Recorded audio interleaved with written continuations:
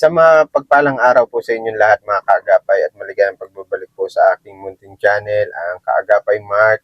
Please like and share po ng aking mga upload videos at paki-subscribe na rin po mga kaagapay. At pwede nyo rin po ako i-follow sa aking Facebook page, Kaagapay Mark. Ayan, bali ngayong tanghali mga kaagapay, bibisitahin natin si Pastora Brenda.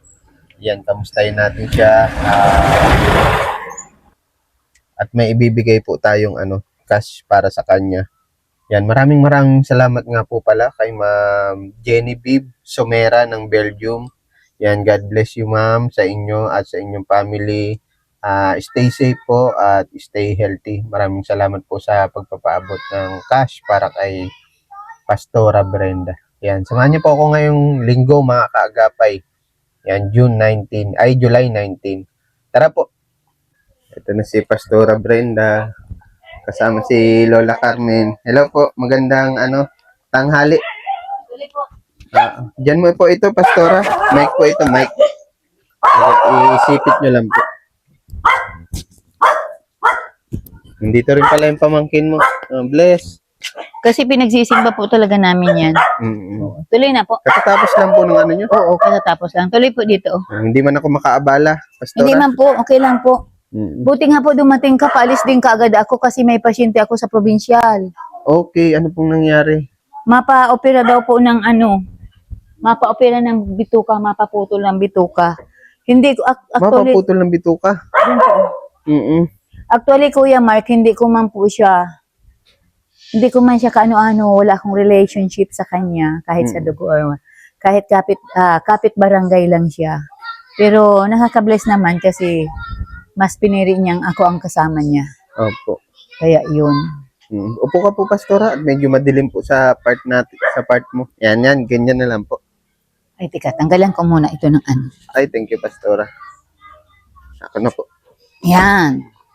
Ito yung higaan dati ni Lola Carmen. Opo.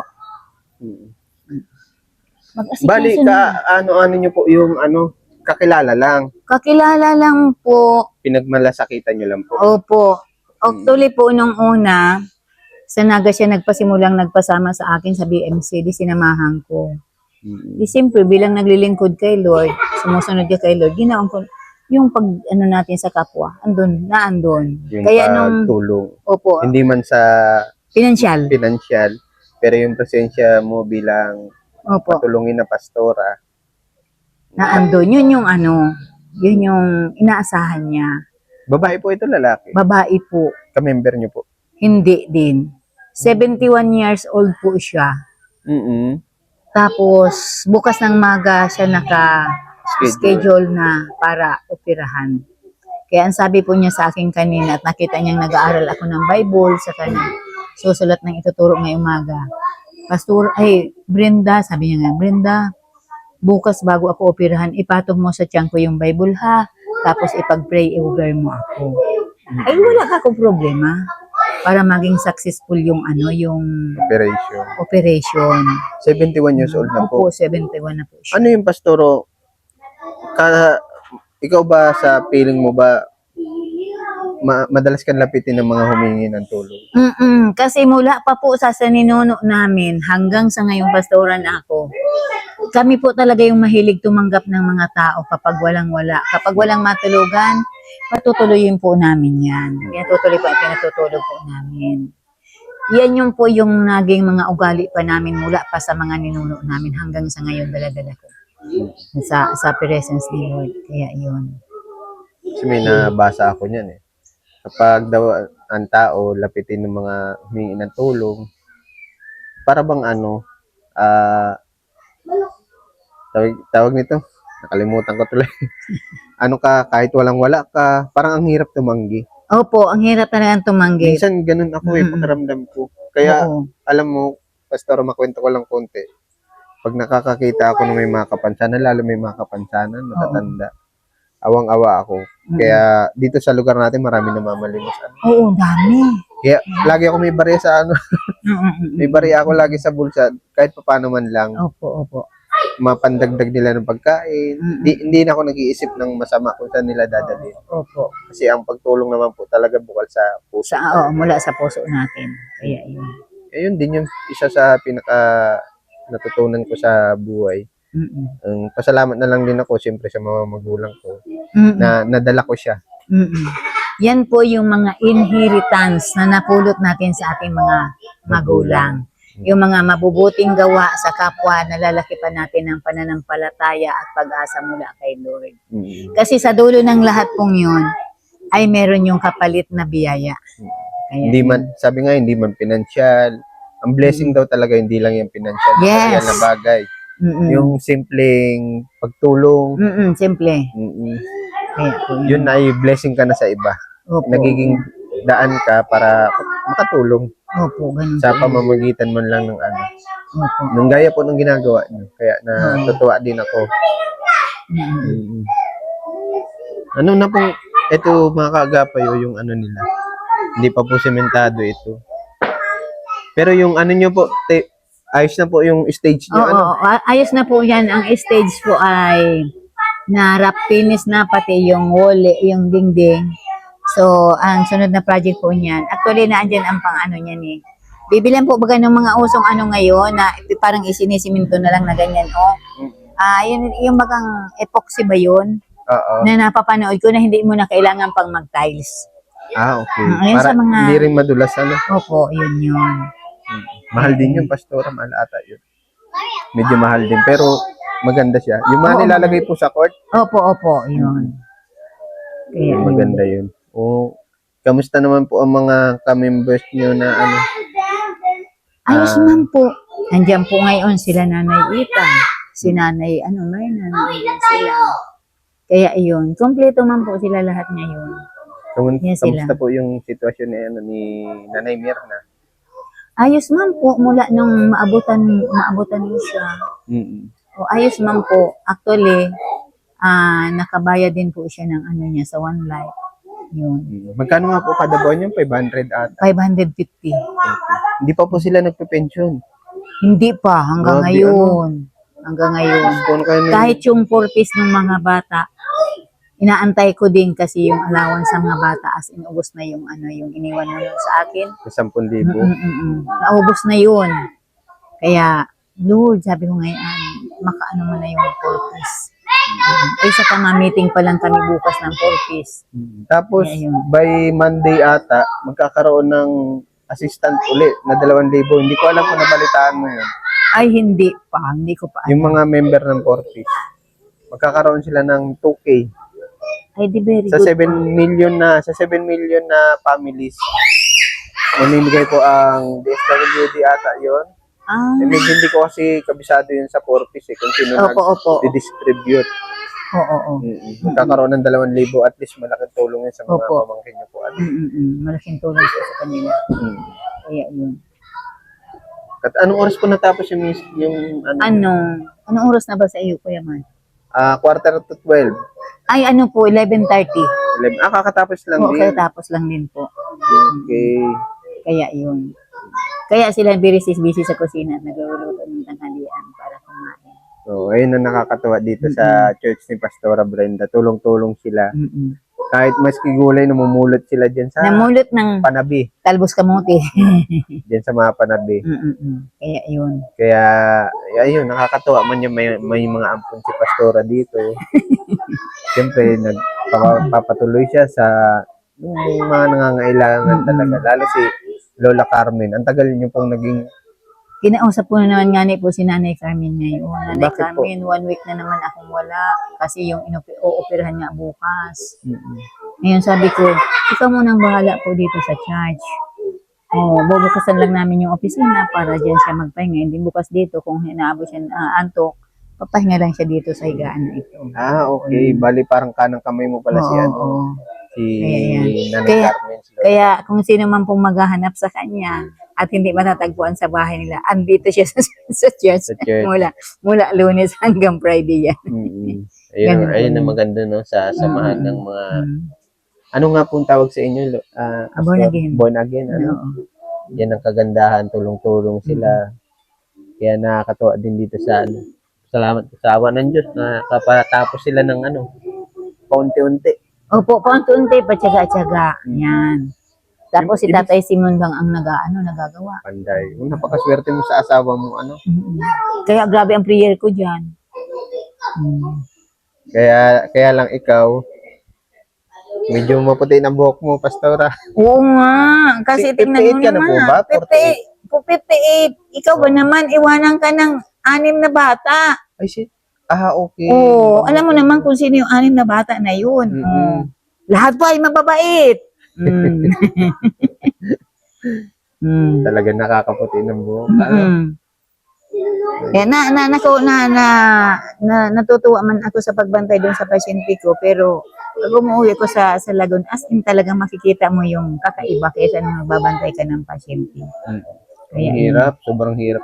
Ako, danas ko yung hirap talaga sa ospital, kaya sabi ko, nagdadasal na lang ako noon na, ano ba, yung nabuntis kasi asawa ko noon, yung pangalawa namin, grabe yung hirap ng pagdadalang tao niya. Kaya po nalaygit yun na maaga. Ah. Di ba dapat hanggang 3 po ilalaygit? Oo. Siya po, pinagbigyan siya ng OB niya na,